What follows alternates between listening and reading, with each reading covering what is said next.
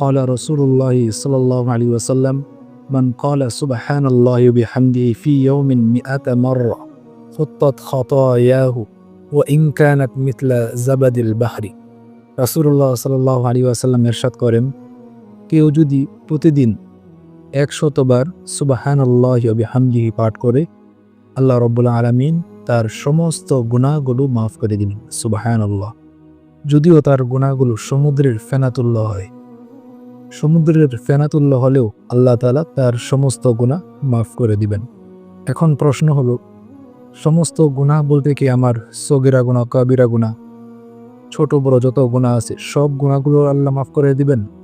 এর উত্তর হলো, যত তাসবিহাত আছে অর্থাৎ সুবহানাল্লাহি ওয়া বিহামদিহি, আল্লাহু আকবার, লা ইলাহা ইল্লাল্লাহ, সুবহানাল্লাহি ওয়া বিহামদিহি, সুবহানাল্লাহিল আযীম, এই জাতীয় যত দোয়া আছে, যে দোয়াগুলো দ্বারা আমাদের গুনাহ মাফ হয়, এই গুনাহ দ্বারা উদ্দেশ্য হলো সগীরা গুনাহ অর্থাৎ ছোট ছোট যত গুনাহ আছে এই সব গুনাহ মাফ করে দিবেন।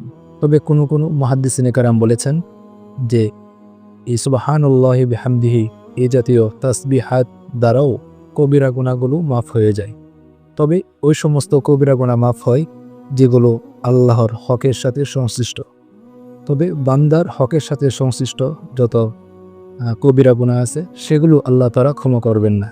সেগুলো যতক্ষণ না বান্দা ক্ষমা না করবেন ততক্ষণ পর্যন্ত আল্লাহ রাব্বুল আলামিন ক্ষমা করবেন না।